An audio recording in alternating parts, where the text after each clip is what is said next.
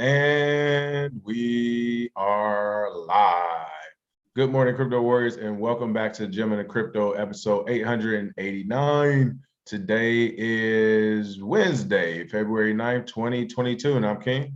And I'm Big Daddy Zay, here to bridge the gap between cryptocurrency and the community, Monday through Friday at 10-ish. At 10-ish. And today's top stories: Russian government and central bank agree to treat Bitcoin as currency. Oh, I need to bring this soundboard up. I'm messing up. Bitfinex hack recovery spurs crypto community responses.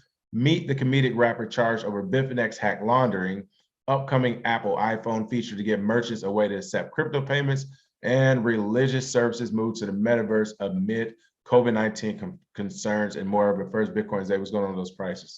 Oh, yeah. So looking at our prices for today, Bitcoin's at $44,149, up 1.7%. Ethereum sitting at $3,195, up 4.3%. And Binance coin at 423 is up 1.2% today. XRP at 89 cents, up 6.8%. Cardano sitting at $1.20 is up 2.5% today. Solana at 114 is up 2% as well. Terra Luna at $57 is up 2.6%. And last but not least, entering into the top 10 is AVAX, also known as Avalanche at $90, up 6.8%. And our biggest gainers for today, MetaPay, over 1,000% gain. Doge Colony, another offshoot of Dogecoin, 800%. And Board Floki Yacht Club. I mean, how many integrations between shitcoin projects can we get? Bored Apes, we got Floki, Dogs, all rolled into one, up 432%. And a lot of good news pushing the market towards green today. Hey. So what you're saying is you don't like all these new altcoins that are popping up, huh? Oh yeah, I love the DGens. Get it? Hey, like I said, we all like to gamble sometimes. It's the essence of crypto is the DGens. But low-key, the essence of crypto, as you said, is DGens. Yes, you gotta scratch that itch when it comes out, man. Hey man, love you all the same. I like to spend some time in a casino as well. It's fun. Want to get some quick shouts going on. Chappie, Wendy Nichols, Sergeant Mac, Bitcoin Man, Finn, some of the new folks, Leroy Forbes, going on, Dev Rocks. Where you at? Antonio, of course, M. Peacock, John Bullware, BK Born, Bedstein Rays. Good morning, everybody. Let's hop straight into it. This is what we said. I mean, the war has already been won. It's about where you sit at on what side of the fence. And the lines have been drawn. Russia said, hey, this is what it is. Bitcoin is what it is. Hey, let's give it a round of applause. Where my round of applause at? Yeah, you did it. There we go. Oh, yeah. It is official. What's going on over there in Russia? Oh, yeah. So it's celebration time, baby. Because I don't want to hear anybody say anything about Bitcoin from here on out. We told you that the nation state game theory was playing out beautifully. To go from 0 to 1, that was El Salvador. There were no countries that were adopting it. None were Venezuela, technically, but they were, pushing back against it because their own crypto petrodollar was trash. But we have a beautiful game theory playing out here where Russia and the Russian government and central bank agree on this policy, and it looks as though cryptocurrency transactions of more than 60,000 rubles, roughly 8,000, will have to be declared. Otherwise, it's considered a criminal act. So this is, to me, a base hit. This isn't the home run, but this is I would give this a double. This is a double. It's a good double. It's a good double, and they might still base and get the triple. Because even though this is something that is controlled, you have to go through the Russian Federation. You do have to make sure that your cryptocurrencies are tracked. They must be done through a digital currency exchange organizer. Doesn't matter. They are looking at Bitcoin as currency, as they should, and cryptocurrencies in general. And of course, we stated before, whenever a country bans it, that means that they're looking closer into it and seeing how they can make money from it. So if you remember, Russia put a blanket ban on cryptocurrencies, I believe 2 years ago. And here we are 2 years later with them, letting it emerge as a currency that they can then tax and then as well clamp down on it. But I want to show this one pretty good thread here where somebody explains it beautifully. And I won't go too deep into it, but this thread right here actually explains exactly what's happening. Russia's planning to recognize cryptocurrencies as currencies, incredibly bullish news. He delves a little bit deeper.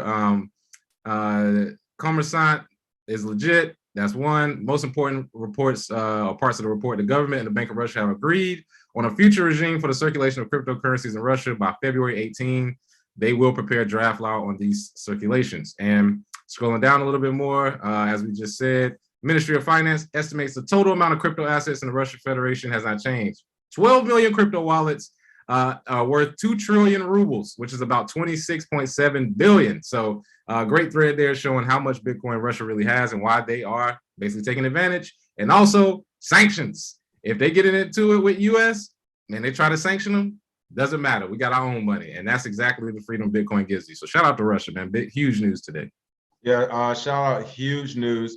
One thing I do want to, of course, talk about though is, this is definitely just a basic double or a double. We might even still a triple, like you said. But the thing that, of course, worries me is they're doing the right thing as far as what a country's supposed to do, and that's taking charge of the narrative. By them coming right out, hey, this is a currency, we recognize it now, but you can't do shit. Again, people, governments don't go on year-to-year plans. They are all on 20 to 50 to 100-year plans. Most of them, like ours, are on like 20 to 50 years because we always change presidencies. But for the most part, governments, big government, federal government's trying to increase their size. But I say all that to say, right now, Russia's playing the hero almost, stealing the narrative. But in reality, these numbers will only get more restrictive. They will only constrict even further. There's not going to be report everything that's over 8,000 today, and then in 3 to 5 years, it'll be okay. All right, you guys have been doing a great job. Report everything over 15,000. Another 5 years, report everything over 30,000. No, it's going to go the opposite way. It'll go the opposite way. Right. So my thing is, as exciting as news is, like, we do have to be conscientious as an industry and the community that the honeypot, the fix is in also. Like, yes, 8,000 a day. Oh, don't you worry. We'll get it down to $400. We'll get it down to 100 in crypto. And we know it's digitized, and you will be using a CBDC. Like, so as excited I am about this, like I said, it's recognized technically the capital gains tax. Like, how does this thing going to work now? Do we not recognize Russia as a legal country, entity, and all their sovereign state? Whatever. So much stuff that's going to happen now. Geopolitics. Actually, Bitcoin's day. What did I call yesterday? Live right now. What did I say yesterday? If something happens, remember what I said when we were talking about the Bitfinex app? Oh yeah. Now I forgot what you said, but you were saying that if it is tied in with Russia, as far as the money, I said in 24. I said in 24 to 48 hours. If you hear Russian news, People, yes. This and we is were what talking about. I should have said it live. We're talking about Alexander Vinnick. Remember, we're saying Vinnick might be a part of this as well. I wish I would have said it live, people, but I did tell Bitcoin's day yesterday. I'm not gonna lie, I was scared to say it live. I was scared to make the prediction live, but I said if anything happens over in Russia and Ukraine next 24 or 48 hours, this may be the thing that happened, was them doing this. But regardless, people, it's big government. It's good that they're declaring it legal and everything, but just know that they're doing it because they understand they can't control it. Like, that's the thing. It's cool for it to be recognized, I guess, for the mom and pops. And of course, for those Ned Flanders out there. Your gibberish. Cohen, Italy. If you're one of those, I guess it matters for it to be recognized. But at the end of the day, it works already. So we don't need a country or a bank to recognize it for it to work. You can use your cell phone. You can send and receive. By them recognizing it, did you also see in the literature where it says, hey, any transaction that they don't know about is now illegal? So this is the little stuff that they're trying to throw into the narrative. They're trying to change essentially the way you use the technology, but as it stands now, you can send and receive Bitcoin to anyone out there. So I just want to be leery about that. It's cool to see, but it's also like, Hey, King, let me point something out too. What's today? Wednesday. What days do big government announcements come? Wednesdays. For anybody that's watched us for years, you know we got to go back through and look. Every big announcement pretty much comes and falls on a Wednesday. That's got to be some sort of trend there. I don't know what it is. There we go. Satoshi Slim said, I enjoy my TGOC family more than I do my coworkers. We should start a crypto company and quit our respective gigs. Okay, I can dream it, can I? Hey, get that TGOC DAO going. Let's see. Parabolic Brap said, who moving to Russia where no people of color reside? LMAO. I don't know that for sure. I mean, more than likely, I understand. But this is what I mean, people. This is the power of Bitcoin. Like, we all have to remember this. Every land, everywhere was started by a person somewhere. So, hey, yeah, maybe somebody will move to Russia. And hey, next thing you know, 30, 40 years, 60 years is, 10% black. Who knows? Too cold for me, baby. I'll be. Hey, listen, for all the Detroit, New York, Chicago people, hey, it should be like, all right. I ain't changed the scenery. That's all. Let's see. Grant DeFlippo said, think Russia is pulling a Tesla. 3 months later, they talk banning again. Quite possible. Yeah. Quite possible. They could be playing with the market. Let's see. What else we have? Reno Gamble. It's Friday on Wednesday for the good guys and winners. All right, there we go. They're getting rid of Swift. Yeah, it's a lot going on in Russia. Yeah. All right, speaking of Russia, go ahead, Zay. Well, I do want to say that the U.S. right now, as far as sanctions with Russia and Ukraine, the stuff we're going through, this is definitely going to be a lot of smaller countries. This is going to be the way that they win. They're going to move towards Bitcoin because they see Russia did it. Hey, we're about to go to war with U.S. We use this as our safeguard. It's going to be 20 more countries that do it over the next few years, at least. Listen, moving forward, I can't believe I didn't do it live. I really thought about it too. I'm throwing everything out there live because I should have said that yesterday. They would have been like, all right, this dude's going crazy. Yeah. Listen, I'm telling you, yesterday, folks, when the Bitfinex thing happened, I literally said offline something would happen in Russia in 24, 48 hours. And here we have it. This is crazy news to me. But not really, because we've been saying it for a long time with the whole, like you said, the going all the way back to the what was the initial hack back in 2014, the Mt. Gox hack, that money being swapped over possibly to BTCE and Bitfinex being involved in it, and now this money is being recovered. Then Russia making Bitcoin legal overnight. Like that's a lot of weird stuff happening all at one time to me. But let's go ahead and jump back into it. This Bitfinex hack recovery spurs crypto community responses. As the Bitfinex hack recovery ensued, crypto figures across social media shared their thoughts, raised questions, and expressed disbelief. Looks like on February 1st, of course, we were talking about those movements of around $2.5 billion from the 2016 Bitfinex hack wallets. After reviewing the transactions, Cointelegraph reported that around 90,000 Bitcoin worth $3.6 billion consolidated into one wallet address. More than a week later, the hackers were caught. So what else is going on with this article as far as the community and what their thoughts are on it? Oh, yeah. So the U.S. Department of Justice, they seized $3.6 billion in Bitcoin. And this was taken from the alleged hackers, Ilya Lichtenstein and Heather Morgan. They were both apprehended after federal authorities exercised the ability to follow the money through the blockchain. And there was a great diagram somebody put up of how they tracked them, how they may have tried to use mixers, Monero, coin joins, all of those things. And you had a lot of people commenting on it because a lot of people started to see that, this couple, they masterminded a $3.6 billion hack, but they left the private keys on a cloud server. That's one thing. The second thing is the way that they were moving it, they were buying gift cards at like Walmart and like other places. That seems pretty normy to me. And then the third biggest thing is that the girl, Heather, she was verified on Twitter as well as an employee for Forbes magazine. So in my opinion, they got framed. I don't know who really did the hack. And I don't know if the US is trying to cover up that they had some insiders do the hack and they basically traced it to this couple. But let me show you all this video here. And let me see if you all think this is the type of person that could pull off a $3.6 billion hack. And then don't know where I'm headed. Motherfucking crocodile Wall Street. Silver on my fingers and boots on my feet. Be a goat, not a goddamn sheep. Me, fuck your message at the beep. And that is the musical stylings of Heather, who was listed there. I'm just saying, I do not think her and her husband masterminded $3.6 billion stolen. They live like normies, and it's just funny, all this stuff coming out now. And a lot of the responses were they were surprised. I want to get down to who actually did it, because you cannot convince me these two are the ones that did it. I'm sorry. They found a way to trace it to them or send it or give it to them, I think. All right, I'm saying it live. Here's the declaration. Antonio, please clip this. Here's the declaration right here. Moving forward, we've already said this many times, so I want to make this like this is I almost use this as a fundamental analysis trading signal, depending on good or bad what I'm about to say. But moving forward, anything that has to do with BTCE, Alexander Finnick, the stolen funds from Mt. Gox, or Bitfinex and Tether also have something to do with Russia and United States geopolitical relations. I am fucking telling you. Every time something happens with those things I just mentioned, Russia pops up in the news, or Syria pops up in the news by way of the US as well. It's like it never fails. So I'm telling you, moving forward, if you see Alexander Finnegan in the news, 24, 48 hours, Russia gonna have to say, hey, something going to sanction going somewhere. You see BTCE in the news, 24, 48 hours, watch what happens. It's happened too many times at this point. It's happened too many times to ignore it. Go ahead.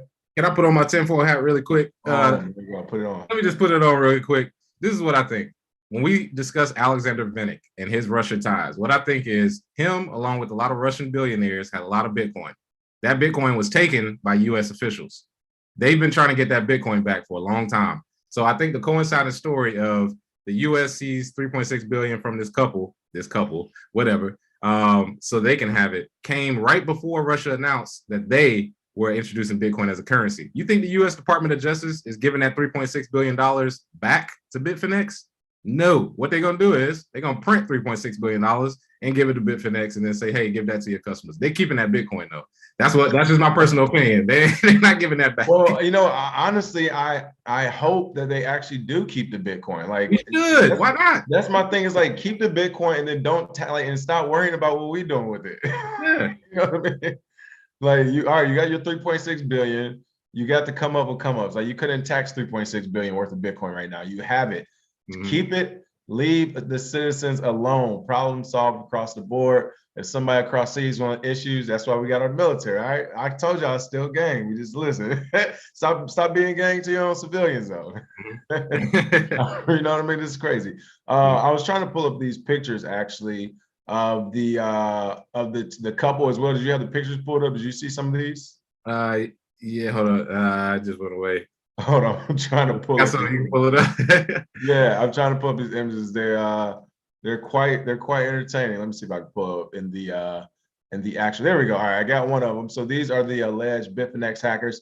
3.6 billion, folks, from Soho to NoHo. So you know what I mean? It's just the 3.6 billion dollars. I'm with you. When I see some of these pictures, I'm like, were they the real masterminds? Nah. Somebody sold them a hard drive or a flash drive with the Bitcoins on it. I guarantee you. And they probably sold it to them and said, hey, you give me a few million cash or something or whatever. And it went through the ranks and they were like, but you got to find a way to hide it. That's probably what they told them. So, because I mean, look at this. Come on, man. Forbes writer. I mean, well, you know what? I was almost going to say I would have believed it for a quick second, but she only had 19.3 thousand followers. If that thing would have said like 100,000, I was like, she could have pulled off this, you get a few billionaire investors in there, pretty face, you know how the game go. But when I saw 19.3, I'm like, I mean, granted, we did see Telegram use 18 people to get $1.7 billion. So I'm not saying it cannot be done. We have literally seen it done before with 20 people getting a couple $1 billion together. But I just don't see it happening with her and her husband. Here he is right here. Shout out to Antonio. Appreciate you providing all this for us, of course. Yeah, I don't know. He doesn't seem like he has the gumption to go after that type of money. Yeah, bro, if you are smart enough to hack an exchange, you can't be dumb enough to take Instagram pictures and leave it on a private cloud. That's the one tip off to me is that anybody that steals $3.6 billion, they got to have the technical sense to not keep it on a cloud server. I mean, because all they have to do is go to the company and subpoena them, and they can subpoena your cloud server. I mean, it's easy. He had it in a plain text file. That's a rookie move. Like, that's like normies mistakes. Like, no. That is true. To be real, that he had it in a plain text, but you didn't try to cover it up. Put it as a Word doc or something. Yeah, like you know what I mean? Yeah, he saved it as a PDF in large 72 font bold. You know what I'm talking about? Make it look, yeah. He pulled an Ian They said, oh man, shots fired. It's funny. I was going through the old Twitter. So yeah, folks, I'm getting back to all the messages on Twitter as well. I was going through that. Saw the old message we sent him after the hack. Like, man, come on the show, whatever. Never heard from him.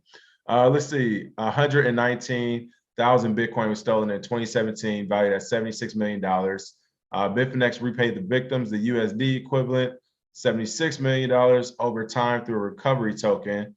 And they got their 3.6 billion 5.5 years later, as far as in Bitcoin. So interesting mathematics behind it. There it is. Unreal, as Roger, or that's Pomp. He looked like Roger Ver when I was scrolling by. Oh, yeah, that's calm. But you got Leo, the token they issued to pay back people took off today. Leo took off in price. So, I mean, it's a lot of crazy stuff going on there.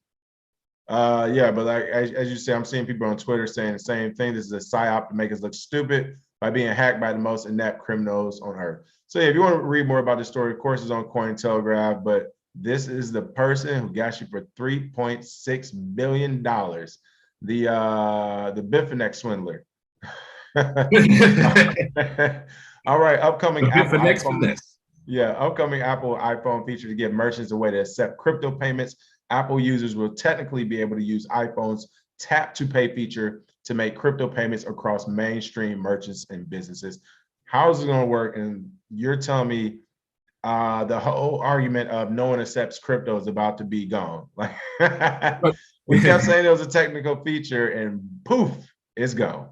Oh yeah, yeah. Well, there's two ways to look at this. It opens up more payments for people who have a Coinbase Visa card or a Crypto.com card. And what it does is, if you have crypto on those cards, it can be spent at stores or with merchants who accept Visa, which technically gives you the ability to spend your crypto. Those features will be integrated into Apple Pay, which allows you to tap to pay. If you have Apple Pay on your phone, you know that is one of the best features they've ever come out with. Very simple. I haven't even had my debit card for a year and a half.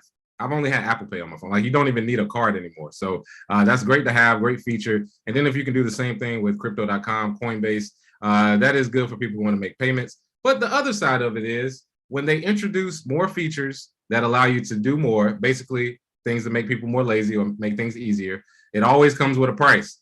There's going to be a lot of people who succumb to putting their money on Crypto.com or putting their money on Coinbase just to have an easy feature of being able to pay with crypto, so to say. Even though that's not technically what you're doing, it will seem easier to a lot of the retail normies that are just getting into the space. And it's also good promotion, but you got to see both sides of it. This doesn't necessarily mean that payments will be adopted, but it does allow people to spend the money they're used to and then take their crypto gains and spend it as well, but you're still enriching Coinbase and Crypto.com and Apple at the same time. So a few ways to look at it, but it is good news for the space. Base hit. Yep, I was just about to say it was a base hit, but you couldn't have said any better. I mean, they're getting more people on those centralized exchanges. And this is what I mean. This is how the narrative is going to go. Eventually, the U.S. is going to pull a Russian move too. Yeah, Bitcoin, we do recognize it. It's whatever. You can have it, blah, blah, blah. And then they're going to be like, but you can only use these coins. You can only use these wallets through these exchanges. Coinbase is no longer an exchange and a private company. We already know it's a public company, whatever, but no, now it's a public bank. And if anything, they might try to nationalize it. Why, like literally, why stop the antics there? But regardless, you might be looking at something like Coinbase, the Crypto.coms, the FTXs of the world as the new Federal Reserves, or working in conjunction with the Federal Reserve, because like essentially they will become the central banks. Like they won't even reinvent the wheel. You already see the onboarding of central bank executives going over to the Coinbases of the world. You know, they had a TD Ameritrade guy go over there years ago. You've seen them go over to Crypto.com. So they're already onboarding Wall Street. It's literally just going to be a different building with a different name, but essentially they'll have the same type of power in the digital landscape. So I think that's what the plan is right now. Russia's already moving forward with that plan. Like, hey, it's legal, Like I said, 8,000 now, that number will consistently decrease, I think. But like you said, still a basic, really good to see that, again, the argument of you can't accept Bitcoin will officially be gone. That's gone. Shout out to Loco TX. He said they didn't hack it. Other Russian hackers did. They were used to see how the CIA, FBI, and alphabet agencies will reply. Yeah, that's what we said. They didn't hack it. I think you joined a little late, Loco, because we already said ain't no way that is the couple that did it. I'm pretty sure there's something NSA, CIA, FBI, Russia intelligence. It's somewhere in there. It's a needle in a haystack, but it'll take some time to find it because we don't know for sure. But I can almost tell you it wasn't this couple. They're being used for the fall guys. Yeah, Craig Stevens also said consolidating it all in one wallet with the keys on the cloud is an obvious frame. Very good call. Yeah. Yeah, I mean, that is some rookie stuff right there for that, especially for that amount of money. Yeah, come on. Yeah. Somebody, Antonio said even if they got caught, they could have had the bargaining power if they kept the keys in a safe place. I mean, yeah, if you can pull off a hack like that, hey, listen, how many people coming in the door right now? Listen, it's just you. Here's the deal. Pull one of them, hey, pull one of them narcos move. Oh, yeah. Pull one of them gentlemen in Cali moves. Listen, here's the deal. Hey, it's a bag in the back, and I'm going out the other room. All right, leave me alone. Y'all figure out with your people what to do with that. Exactly. Mm-hmm. All right, seriously, let's get down to the last story. Religious services have moved to the metaverse amid COVID-19 concerns. That's right. The pastor said, we're going to get our money. We are going to get our money. Shout out to said Gita for the tip. Said, thanks for the great show. Quick question: of gang subpoenas Treasure or Ledger, would that be an issue for folks who have Bitcoin on those wallets? I mean, if you go live on them, I guess, but no, I don't think. I think it'll still be tough. That's too many wallets at this point. Zay, what's your thought, real quick? Yeah, the only way I think they could get to you is if they find a backdoor exploit in order to steal from people's wallets based on whatever, like the treasure exploit that happened before. Remember, the guy recovered 2 million. If they figure out exploits to get into your wallets just randomly, whoever they are, that'll probably be the way that they attack it. If they go in the front door, all they have to do is say, well, we sold it to these people. Here's the list of addresses and people, but who knows where their wallets really are? You know what I mean? You could show up and say, give us your hardware wallet. If it's in a safe in another location, which is what we always tell you to do, not really much they can do there. So I wouldn't be too afraid about that. Yeah, let's see. I was looking in the comment section. No, Antonio, don't time out Satoshi. Hey, thanks, Satoshi. He's right. Get them likes up, folks. I was looking at the comment section. Satoshi was spamming the likes to tell everybody to like this. Oh yeah, the likes are down. The likes are down. The likes are down. Before we go, let's go ahead and get this.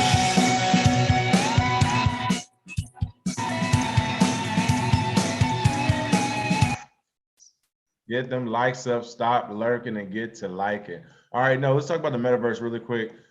Seriously, you know, Pastor said, look, all right, I don't know, COVID or not, I want my money. All right, I want my money. Shout out to all the pastors, preachers, and religious folks out there who are finding ways to give that sermon without robbing the flock. All right, shout out to those out there. According to DJ Soto, the future of church going is in the metaverse because it reaches people who can't physically go to church. I actually agree with that. I mean, there's so many people who would love to go to church, but I mean, you're talking gas in some parts of the world, weather, traffic, kids, having to feed kids, get them moving and all this. When you can have the same service digitally, create an avatar, whole family can be there. You can see your friends from different avatars from around the world, the country you haven't seen. This is actually a good idea, but it looks like many religious denominations now offer interactive digital locations to supplement traditional services, but unique to COVID-19 is the opportunity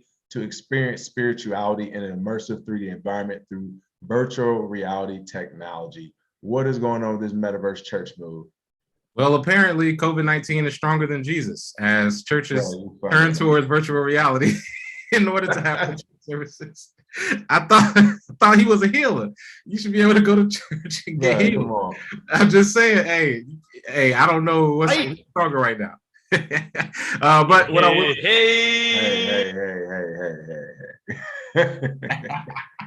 but this is actually an amazing idea. A lot of churches have transitioned to online so that they can have people watch them via Zoom or webinar. And then with COVID coming around, a lot of people in the church are older, so they are more susceptible to getting COVID or to having problems and complications because of it. So if you want to keep your Christian flock, I would say that VR is a great way to have an immersive church experience, like he says here. You can sit at home, you can have basically, a whole concert, you can have them preaching. And I think that a lot of institutions will start to move towards the metaverse so that they don't have to have physical locations. Now, one thing I don't think that they realize is that once they make this move and other churches start doing the same, these big physical monstrosities that they have sitting in the middle of every Black neighborhood can get used for something that's actually beneficial at a certain point. So this is actually a good move, I think, in the long term, where you can probably turn these buildings into, I don't know, community centers, places where people can get nutrition and food and other stuff,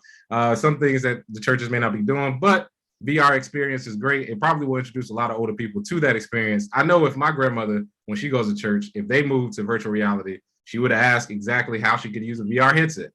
Even if that's the only reason, that's good enough for them. So good to see there, and definitely forward thinking by this guy, DJ Soto in Virginia. Honestly, that's going to be, I think, will interestingly enough, be one of the turning parts for crypto in the metaverse. When they develop whatever that method of adoption is, hardware wise and education wise, whether it's the Oculus or whatever VR headset, and then actually having older generations jump on it, because when you look at the baby boomer generation, that's a huge, our parents, it's a huge generation of people, it's a ton of people. And then our grandparents, if you start getting our grandparents on VR headsets on their way out, then our parents follow suit, and that's like the thing. You can kind of see people start to spend more of their retirement, or more people who have higher positions in society already, as far as from a capital standpoint, spend more money in these areas, and you can see the technology quickly advance then. Where it's just like, well, shit, your grandparents and your parents are doing it. Of course, you're going to do it. Of course, your kids are going to do it. And then next thing you know, like, we are literally in the metaverse. So I think their adoption is important. I think if they don't adopt it, it would continue to be a slow grind. But if they do adopt it, it's going to happen extremely fast. Oh yeah. Looking at some comments. Go ahead. What you guys say? No, I was just gonna say, it is crazy how I predicted how churches will use QR codes for tithes, and now in the metaverse they have no choice. So here we are. Things happen very fast. Well, listen, I won't name it because I don't want them. Listen, I want no smoke. But I remember, when you were telling me about the plan to get churches to use it, and I tried to get the one church here in LA to do it, or actually I tried to get a few, but the one church I really wanted to do it, they weren't even they weren't even trying to hear it. They was like, Bitcoin, like what? They was like, nah, we good. I was like, oh, this hurts me so bad. Those are the gatekeepers. Grant the Flippo said, seems like every sector of the world is struggling, then looking at crypto for a solution, Bitcoin solution looking for problems. Bitcoin is a solution looking for problems. There we go. Darian Stewart said, Reverend Crypto Dollar. Somebody gonna call themselves that. Leroy said, pass the QR code down the aisle for your tithes and offering. There we go. Give me that sweet Jeebus coin, saying Cario. Hilarious. Reno Gamble said, I'm going to go to Metaverse Church just to do with the feel with the Holy Spirit ghost dance. That's too funny. Too much for you, okay? So yeah, the church need to be taxed. Yes, the church, hey, you know what? I'm with it at this point. The church needs, a few people saying, Parabolic Brat said, please tax the church. Hey. Oh my goodness. If they accepted crypto, you're going to get taxed on something. Right? Yeah, I'm with that. Just go ahead and tax the church. Let's stop before we get real beef, because the churches ain't gonna play that. They'll send somebody at you. Hey, they'll send somebody at you. Hey, you trying to say, what's going on? Hey, Joel Osteen need to highlight us. He wouldn't have to hide money in the wall if he just put it in crypto. Oh, Joe, this church is open for everyone unless it's a problem. Now, if it's a problem, come back tomorrow. Oh yeah, yeah. Get these old dirty flooded people out of our church. What y'all do? That's what I'm saying. Oh, y'all thought you could come here? Oh yeah. And I'm going to Houston too. I'm going by that church so I can see how big it really is. Because I'm going to Houston. I'm going to Houston this week, so I'm going to see. Y'all not messing my shit up. Exactly. Bro. Why they think? Listen, but they started. Didn't they start to go back to the church after he reopened? Yeah, of course. They don't go away. They went back to Eddie Long after he touched little boys. They would never leave. All right, sound all right. Mr. King Gamble said the YG rap video is crazy with the ledger. Yes, ledger was in the YG rap video. Assy said donations are not taxable. That's the racket. And real talk, thank you for the tip. We're gonna end it on this. Does Vladimir Putin have a dangerous relationship with Vitalik and Ethereum? No, Vitalik like his stepson. What you mean? What? Y'all don't know what's going on. Yeah. To my understanding, I thought they had a good relationship. What's your thoughts? Yeah, I mean, I feel like that's like his son-in-law, basically. Like, he's basically close enough to where he can, pull him in, but also he's not connected to him directly. You know what I mean? Like, through family. So, yeah, he's definitely not going to let Ethereum fail. That's what we've been saying since the beginning, though. I was about to say, so you all missed us since the earlier days, but from the start of it back in 2017, essentially, like, the U.S. kind of pushed, Vitalik out by not welcoming Bitcoin and cryptocurrency. And Russia was like, oh, you're of Russian descent? Like, you're here. They was like, you are ours anyway. And the relationship was established very early on. I think he was like 19 or 18 when Vladimir welcomed him into his arms. Yeah, something like that. President Putin welcome a child genius into his arms where the United States did not, where we should have, because he should have been on our squad, loud and proud. So yes, other than that, that's the show for today. You got anything else, Zay? Nothing from me today. Let's see, what's today? February 9th. Oh yeah, nothing from me today. Just make sure you look out on the news. It's probably going to be another big country that comes out soon. So wouldn't be surprised if it's somebody later today. Like that's actually true, because Russia's not going to, like, Russia has allies. They're going to be like, hey, you all need to speak up today now. Mm-hmm. You know who else is ally? Venezuela. So I agree. We'll see what happens. All right, make sure you all smash that like and share. We see you all tomorrow. Some more Bitcoin, crypto,